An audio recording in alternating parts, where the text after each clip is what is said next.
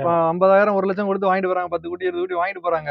ம். அது வாங்கிட்டு போய் விட்டாலே கண்டிப்பா வளராது. ம். ஏன்னா ஆடு வளர்ப்பவங்கல நெறைய வர்றவங்க கண்டிப்பா நேர்ல வந்தா கொஞ்சம் அவங்களுக்கும் சந்தோஷம், நமக்கும் சந்தோஷம். இப்ப சிலர் 1 குட்டி 2 குட்டி எல்லாம் கேக்குறாங்க. அவங்களுக்கு எல்லாம் அனுப்புறீங்களா? குறைஞ்சது ஒரு 5 குட்டி தான் டெலிவரி பண்ண முடியும் நம்மளால. 1 குட்டி 2 குட்டி கொஞ்சம் வாடகையும் கட்டுப்படி ஆகாது. நம்ம அது ஏத்திட்டு வர முடியாது. அல்லது குட்டிய கரைக்குட்டி போட்ட ஆடா இருக்கு. சில ஆடுகள் பால் இல்லாம இருக்கு. சில ஆடுகள் அது பால் அதே குடிக்கிற ஆடுகளும் இருக்கு. சில ஆடுகள் மேய்ச்சல் சரியா மேயாத அந்த மெலிஞ்ச ஆடுகளும் இருக்கு. இப்போ ஒரு 20 குட்டி பிடிக்கிறாங்க உங்ககிட்ட. 20 குட்டி பிடிக்கிறாங்கன்னா வாடகை என்ன கேப்பீங்க? 20 குட்டி பிடிக்கிறா கண்டிப்பா ஒரு 200 ரூபாயிலிருந்து 250 ரூபாய் ரேஞ்ச் எல்லாருக்குமே. ஒரு குட்டிக்கு. கண்டிப்பா ஆமாண்ணே. வணக்கம், நம்ம பேர் செல்வம்ண்ணே. தூத்துக்குடி மாவட்டம் கோயில்பட்டியில பண்ண அமைச்சிருக்கேன். பண்ணையில பார்த்தா இப்ப எவ்வளவு குட்டிகள் கிடக்கு நம்மட்ட? பண்ணையில இப்ப ஒரு 65 குட்டிகள் இருக்குண்ணே. இதுல பொட்டக்குட்டி எவ்வளவு கிடக்கு? பொட்டை குட்டி 25 இருக்குன்னா, கிடா குட்டி 40 இருக்கு. காலையில நம்ம நண்பர்கள் ஒரு 25 குட்டி கொடுத்தேன். இது மதுரை கொடுத்துருக்கேன். விருந்துல இருந்து இப்போ ஒருத்தவங்க வாங்க வந்துட்டு இருக்காங்க. அவங்கள அந்த குட்டி எடுத்து வச்சிருக்கேன். அவங்க வர்றவங்க நேரடியா பார்த்து வாங்கிக்கன்னு சொல்லிட்டு அதனால இப்ப வந்துட்டு இருக்காங்க. இப்ப நம்மகிட்ட கிடக்குறதெல்லாம் இது எத்தனை மாச குட்டிகள் கிடக்கு சொல்லுவோம்? ஆனா எல்லாமே 5 மாச குட்டிகளா இருக்குண்ணே. குறைந்தபட்சம் 5 மாச குட்டி, 5 to 6 மாச குட்டிலாம் இருக்கும். கண்டிப்பா. இப்ப வளர்ப்பு குட்டிகள் நீங்க எல்லா ஊர்களுக்கும் அனுப்புறீங்க. இப்ப குட்டிகள் வாங்கணும்னா நிறைய பேரு எந்த சைஸ்ல குட்டி வாங்கணும் அப்படின்னு கேக்குறாங்க. இப்ப இழப்பு இல்லாம வளர்க்கறதுக்கு எத்தனை மாச குட்டிகளா வாங்கினா நமக்கு சேஃப்? ஒரு 5 மாசத்துல இருந்து 6 மாச குட்டி வேணா கரெக்டா இருக்குமே. ஏன்னா 3 மாச குட்டி 4 மாச குட்டி நிறைய பேர் வாங்கிட்டு போறாங்க. அதுக்கு மருத்துவம் பார்க்க முடியாது. அது சில இடங்களுக்கு செட் ஆகிறது இல்ல. இந்த 5 மாசம் 6 மாச குட்டிங்க ஓரளவுக்கு நல்லா இருக்கு. மருத்துவம் பார்க்கறது கரெக்டா இருக்கு. அதனால நம்மகிட்ட வாங்கிட்டு முறையில எங்க வாங்கினாலும் கரெக்டா ஒரு 5 மாச குட்டி வாங்கிட்டு வளர்க்குறவங்களுக்கு நல்லா இருக்கும். நிறைய பேரு விலை கம்மியா இருக்கு அப்படின்னு இந்த பால்குடி குட்டி 1 மாசம் 2 மாச குட்டியே ஒரு 2000 3000 அந்த குறைஞ்ச விலை கிடைக்குன்னு அதை வாங்கிட்டு போயிடுறாங்க. அது பண்ண வைக்கணும்னு நினைச்சு ஸ்டார்டிங்லேயே அந்த குட்டியில வாங்கிட்டு போகும்போது அதை காப்பாற்ற முடியாது. அப்படிங்கிற முதல்ல அது தோழில முடிஞ்ச மாதிரி கூட. அதனால கொஞ்சம் வாங்கும்போது கண்டிப்பா ஒரு 5 மாசம் 6 மாச குட்டி வாங்கும்போது அவங்களுக்கு வளர்ப்புக்கு நல்லா இருக்கும். எல்லா ஊர்களுக்கும் அனுப்புறேன்னு சொல்றீங்க. ஆமாண்ணா. இந்த குட்டிகளை என்ன முறையில டெலிவரி பண்றீங்க? எப்படி கொடுக்குறீங்க? ஆனா 5 மாச குட்டிகள் குறைஞ்சது 5 மாச குட்டி நம்ம நேரடியா வர்றவங்களுக்கும் அவங்களுக்கு பிடிச்ச குட்டி நம்ம கொடுத்துக்கிறோம். அல்லது நம்ம டெலிவரி பண்ண சொன்னாலும் அவங்க கேட்கற குட்டி எத்தனை எண்ணிக்கைன்னு பார்த்துட்டு அவங்களுக்கு தனியா வீடியோவோ அல்லது வீடியோ காலா போட்டு காமிச்சிட்டு அவங்களுக்கான குட்டி நம்ம தனியா ஒரு அடையாளம் பண்ணி அவங்களுக்கு ஏற்றி விட்டுறோம். இது வரைக்கும் தமிழ்நாட்டுல எந்தெந்த ஊர்களுக்கு எல்லாம் அனுப்பிடுறீங்க? ஆனா தமிழ்நாட்டுல எல்லா ஏரியாவும் கொடுத்துருக்கேன். இப்போ கடைசியா கிருஷ்ணகிரி கொடுத்தோம். நம்ம எல்லாமே நேரடியா அதிகமா வாங்க வர்றாங்க. நேரடியா வர முடியாதவங்களுக்கு நம்ம அனுப்பிச்சு விட்டுறோம். இப்போ வழக்கமான சென்னை, திருச்சி, கோயம்புத்தூர் இந்த மாதிரி எங்க கேட்டாலும் நம்ம டெலிவரி பண்ணி விட்டுறோம். எல்லா இடத்துல இருந்துமே அதிகமா வாங்க வர்றாங்க. நம்ம குறைஞ்சது ஒரு 5 குட்டில இருந்து கொடுக்கலாம். 5 குட்டி கீழே கொடுக்க முடியாது. குறைஞ்ச டெலிவரி வசதி நேரடியா வந்தா 2 குட்டிலாம் கொடுக்கலாம். டெலிவரி பண்ணும்போது குறைஞ்சது ஒரு 5 குட்டில இருந்து ஒரு 50 குட்டிலாம் நம்ம டெலிவரி பண்ணி விட்டலாம். நீங்களே கொண்டு இறக்கிடுவீங்க? நாமளே கொஞ்சம் டெலிவரி பண்ணி விட்டலாம். அதுக்கு என்ன வாடகை சார்ஜ்? நம்ம குட்டிக்கு 250 ரூபா தான் வாடகை வாங்குறோம். 200ல இருந்து 250. எல்லா ஊருக்குமேவா இல்ல குறிப்பிட்ட ஊருக்கு? எல்லா ஊருக்கும். அந்த ஊருக்கு சேர்த்து ஏத்தும் போது இப்போ கோயம்புத்தூர் ஏத்தனா அதுல ஒரு 4-5 பேருக்கு சேர்த்து ஏத்தி விடுவோம். ஒரு 4 நாள் 5 நாள் அவங்களுக்கு டெலிவரி பண்ணி விட்டுரும். குறைஞ்சபட்சம் அதிகபட்சம் ஒரு 5 நாள் 10 நாள் டெலிவரி பண்ணி விட்டுரும். இப்போ சில சப்ஸ்கிரைபர்கள் எங்க ஊருக்கு செட் ஆகுமா, கொடைக்கானல் செட் ஆகுமா, ஊட்டி செட் ஆகுமா அப்படின்னு கேக்குறாங்க. அந்த மாதிரி வெளியூர்களுக்கு அனுப்பி விட்ட ஆடுகள் நீங்க ஃபாலோ பண்றீங்களா? அந்த ஆடுகள்லாம் நல்லா இருக்கா? கண்டிப்பான நம்ம குட்டி கொடுக்கும்போது நம்ம குட்டிக்கு இன்ஜெக்ஷன் சேர்த்து தான் கொடுத்து வரோம், ஆன்டிபயோட்டிக். அதனால இப்போ கடைசியா நம்ம ஊட்டி கொடுத்தோம்னே, ஊட்டியில ஹில்ஸ் ஏரியா தான் கொடுத்துருந்தோம். அங்க கொடுத்து நல்லா தான் இருக்கு. குட்டி எந்த குறையுமே இல்லை. அவங்க செட்டுக்குள்ள வச்சு வளர்க்குறாங்க. இத்தனைக்கு மேய்ச்சல் கூட விடல அவங்க. சரி. மேய்ச்சல் அப்போ 10 நாளுமே நல்லா மேய்ச்சிட்டு வந்தாங்க. அவங்க கிளைமேட்டுக்கு நல்லா தான் இருக்கு. இந்த நல்ல வளர்ச்சி அடையுதா? நல்ல வளர்ச்சி அடையுது. 5 மாச குட்டிலாம் கொடுத்து நல்லா இருக்கு. எந்த குறையும் இல்லை இது வரைக்கும். சளி பிடிக்கிற தொந்தரவு கூட இல்ல. நம்ம ஏன்னா கொடுத்தோடனே நம்ம ஆன்டிபயோட்டிக் இன்ஜெக்ஷனை போட்டு விட்டுருவோம் பெரும்பாலுமா. சில பேர் போட தெரியும் நம்ம கையில கொடுத்து விட்டுறது. அதனால குட்டிகளுக்கு எந்த பிரச்சனையும் இல்லை. இப்போ ஒவ்வொரு ஊருக்குமே தீவனங்கள் வித்தியாசப்படுது. இப்ப இந்த கொடியாடுகளுக்கான தீவனம் இங்க உள்ள இதுல சாப்பிட்டுட்டு இருக்கு. இது வெளியூருக்கு அனுப்புனா நீங்க எதுவும் ரெஃபர் பண்றீங்களா தீவனம்? அதாவது எந்த ஊரா இருந்தாலும் பரவாயில்ல. கண்டிப்பா போன ஒரு 10 நாள் 20 நாளைக்கு லைட்டா கொஞ்சம் மேய்ச்சல் விட்டுக்கிட்டா நல்லா இருக்கும். அதாவது என்ன சொல்றது அப்படின்னா பில்லு காஞ்சி விட்டு தான் மேய்ச்சல் பார்த்தணும். அதாவது 6 மணி 7 மணி பார்த்தா கூட ஒரு 8 8:30 மேல கொஞ்சம் கண்டிப்பா அந்த வெயிலுக்கு கொஞ்சம் பில்லுகள் காஞ்சிரும். காஞ்சி விட்டு மேய்ச்சல் பார்த்தலாம். வெயில் அதிகமா அடிக்கிற நேரம் வீட்டுக்கு பத்திரும். ஏன்னா 5 மாச குட்டியில இடம் விட்டு இடம் மாதிரி இருக்கு. சில பேர் 3 மணி 4 மணி வரைக்கும் மேய்ச்சல் பார்த்தாம கொஞ்சம் ஒரு குறிப்பிட்ட ஒரு 3 மணி நேரம் 2 மணி நேரம் மேய்ச்சாலே போதுமானது. ஒரு 10 மணி 11 மணிக்குள்ளே கொஞ்சம் செட்டில் பத்தி நல்லா இருக்கும். ஒரு 10 நாளைக்கு பிறகு செட்டான விட்டு அவங்க எப்படி மேய்ச்சாலும் தெரியாது. அதுக்கப்புறம் தன்னல விட்டா கூட மேய்ஞ்சிட்டு வந்துடும். இப்ப வெளியூருக்கு வாங்கிட்டு போற குட்டிகள் இல்ல நீங்க அனுப்புற குட்டிகள் போன உடனே செய்யக்கூடாதது என்னது? இந்த குட்டிகள் வாங்கிட்டு போறவங்க அதாவது செய்யக்கூடாதுன்னா 3 வேளையும் வேப்பந்தலையா கட்டுறாங்க. ஒரு சிலர் வாங்கிட்டு போயிட்டு ஒரு சிலர் இந்த பெல்லட் இந்த மாதிரி போடுறாங்க. அது குட்டி சாப்பிட்டு பழக்கம் கிடையாது. வேப்பந்தலை சாப்பிடும். ஒரு நாளைக்கு ஒரு வேளை 2 வேளை சாப்பிடும். அதையே மொத்த தீவனம் வேப்பந்தலையா கொடுத்துடக்கூடாது இல்லையா? வேற ஏதாவது கொஞ்சம் வாங்கி கொடுக்குற மாதிரி இருக்கணும். அல்லது வேற மரக்குள்ள ஏதாவது ஒடிச்சு கட்டுற மாதிரி இருக்கணும். அல்லது கொஞ்சம் மேய்ச்சல் பத்திரமா இருக்கும். அல்லது கொஞ்சம் மாற்று தீவனம் ஏதாவது போடுற மாதிரி இருக்கும். சரிங்க. நீங்க இங்க இருந்து பர்ச்சேஸ் பண்ண குட்டிய நீங்க கஸ்டமருக்கு விக்கச்சுல என்னென்ன மெடிசன் எல்லாம் கொடுத்து அனுப்புறீங்க, அவங்க என்னென்ன மெடிசன் எல்லாம் கொடுக்கணும் அங்க வாங்கிட்டு? நம்ம இங்க வந்து பண்ணோம்னா அந்த ஆன்டிபயோட்டிக் மருந்து மட்டும் தான்.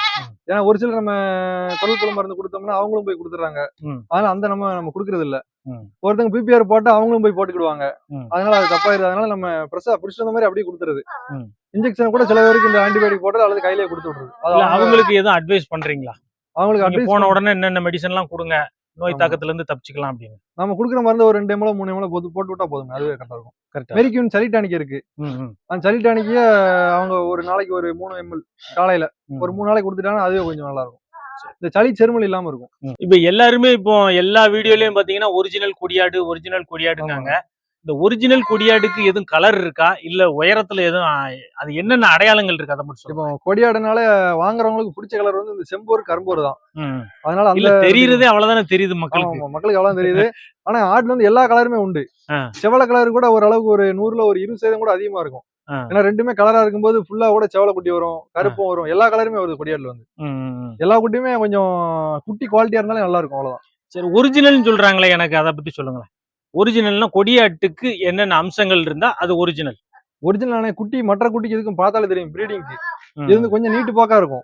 அதுலயே குட்டியில நமக்கு வித்தியாசப்பட்டு இந்த கலர் கண்டிப்பா குட்டியில கொஞ்சம் தனியா காட்டி கொடுக்கும். கண்டிப்பா காட்டி கொடுக்கும். உயரங்கள் எல்லாமே காட்டி கொடுக்கும். கலர் இல்லைனாலுமே அந்த குட்டியை பார்த்தாலும் நமக்கு தெரியும் இது கொடியாடு குட்டிங்கிறது அந்த சைஸ்லயே தெரியும். ஆனா இதுதான் கண்டிப்பா ஒரு 4 அடி 4.5 அடி வரை வளரக்கூடிய பிரீடிங்ல கொஞ்சம் தெரியும். ஏன் கேக்குறேன்னா, ஒரு ஆள் அந்த செவல குட்டி என்கிட்ட ஒண்ணு காட்டினாங்க. சரிங்க. இந்த செவல குட்டி இது வந்து கொடியாடா அப்படின்னு காட்டினாங்க. அதான் கேக்குறேன். இது வந்து எல்லா கலருமே இருக்கு ஆட்டுல வந்து. ஃபுல்லா கூட இதுல செவல கூட இருக்கும். எல்லா கலருமே. இது கொடியாடு தான் ஒரிஜினல். இந்த கொடியாடுகள் வளர்ப்பு முறையை பத்தி சொல்லுங்களேன். ஏன்னா நிறைய பேர் வாங்கிட்டு போய் சரியா வளர்க்க முடியாம ஒண்ணு இழப்பாயிருது, இல்லைன்னா வெயிட் கெயின் ஆக மாட்டேங்குது. நிறைய பிரச்சனைகள் சொல்றாங்க. எப்படி அந்த வளர்ப்பு முறையை பத்தி சொல்லுங்க. கண்டிப்பா நான் கிடா குட்டியா அதிக பேர் வாங்கிட்டு போறாங்க. கிடா குட்டியா வாங்கிட்டு போறவங்க வந்து கண்டிப்பா குட்டிகளுக்கு வந்து மக்காச்சோளம் கண்டிப்பா கொடுக்கணும். ஏன்னா மக்காச்சோளம் கொடுத்து சில பேர் வயிறு உபசாயிரம்னு பயப்படுறாங்க. அப்படிலாம் கிடையாது.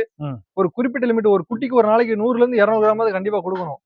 கொடுத்தாதான் குட்டி வளர்ச்சி கொஞ்சம் இருக்கும். ஏன்னா நம்ம அந்த எடை சொல்றோம்னா கரெக்டா ஒரு மாசம் ஒரு 2.5 கிலோ 3 கிலோ ஏறணும்னா அதுக்கு தகுந்த தீவனம் கொடுக்கணும். இந்த வெளிமேச்சல் வேப்பந்தலையிலே வந்து குட்டி எடை ஏறிக்கிடாது. அதனால கண்டிப்பா மக்காச்சோளம் கொஞ்சம் கொடுத்தாதான் குட்டியில வந்து கொஞ்சம் வளர்ச்சி அடையது கொஞ்சம் கரெக்டா இருக்கும். சில பேர் சில ஏரியால காய் அடிச்சு வளர்ப்பாங்க. அது கொஞ்சம் வளர்ச்சி கொஞ்சம் நல்லா இருக்கும்.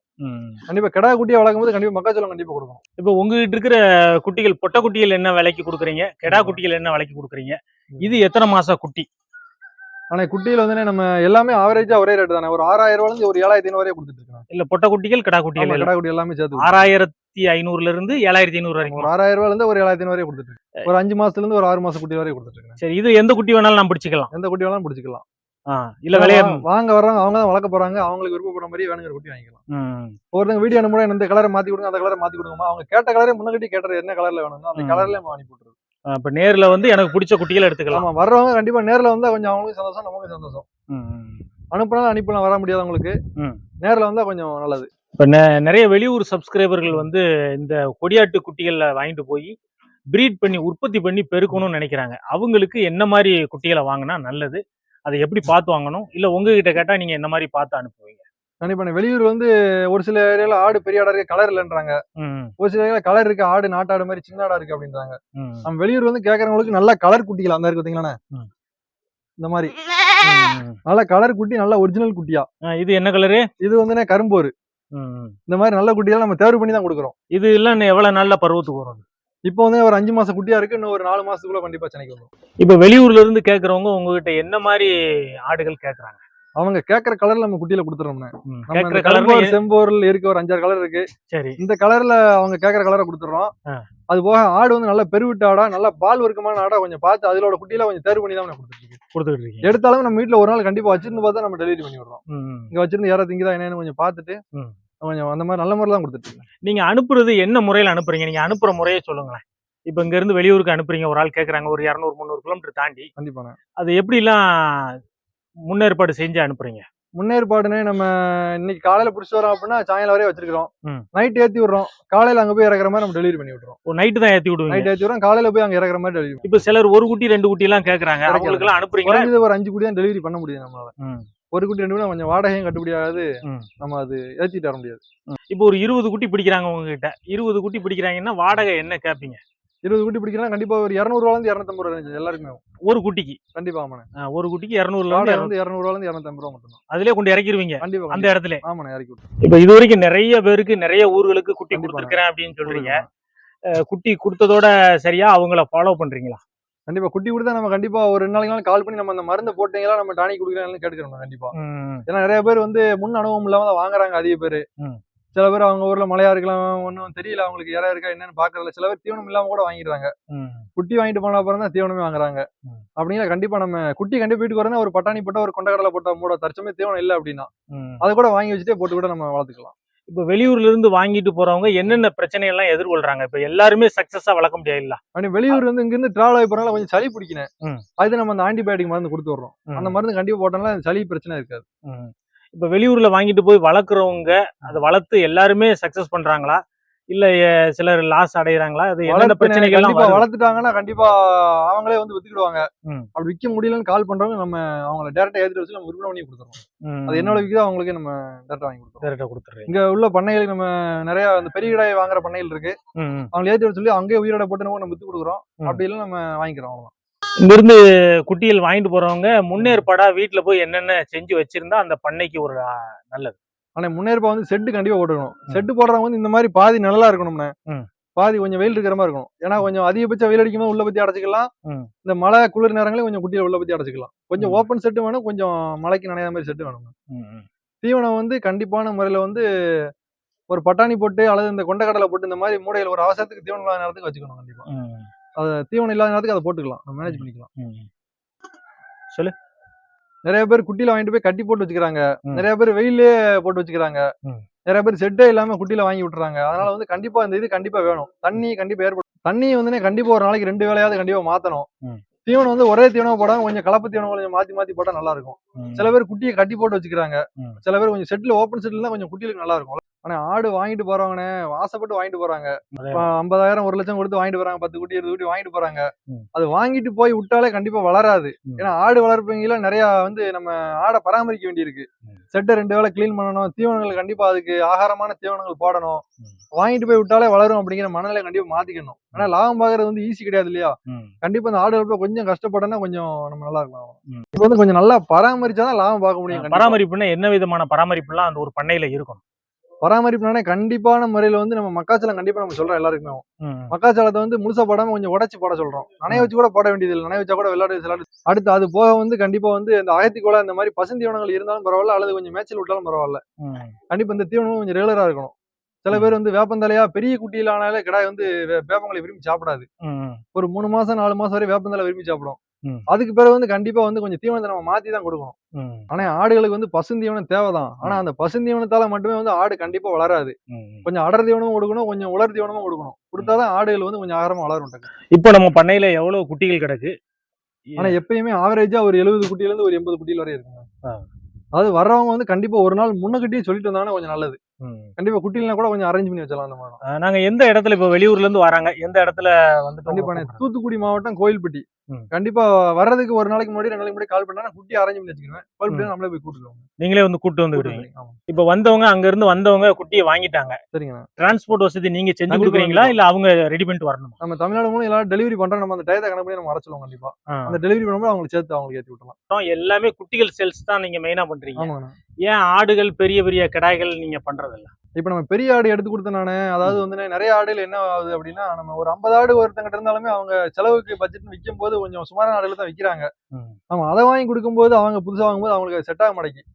குட்டியெல்லாம் எந்த ஒரு நல்ல ஆடா இருந்தாலும் அதோட குட்டியில கண்டிப்பா விற்பனைக்கு வந்துதான் ஆகுது. அதனால நம்ம அந்த குட்டியாவே விற்பனைக்கு எடுத்து கொடுத்துறோம். ஆடுகள் சில சமயம் சின்ன பிடிக்கிற பிரச்சனை இருக்கு, அல்லது இந்த ஒரு குட்டி வர்க்க ஆடா இருக்கு, அல்லது வந்து குட்டியை கரைக்குட்டி போட்ட ஆடா இருக்கு. சில ஆடுகள் பால் இல்லாம இருக்கு, சில ஆடுகள் அது பால் அதே குடிக்கிற ஆடுகள் இருக்கு, சில ஆடுகள் மேய்ச்சல் சரியா மேயாத இந்த மெலிஞ்ச ஆடுகள் இருக்கு. சில ஆடுகள் பெரிய ஆடுகள் மத்த ஆடுகளோட சேராது.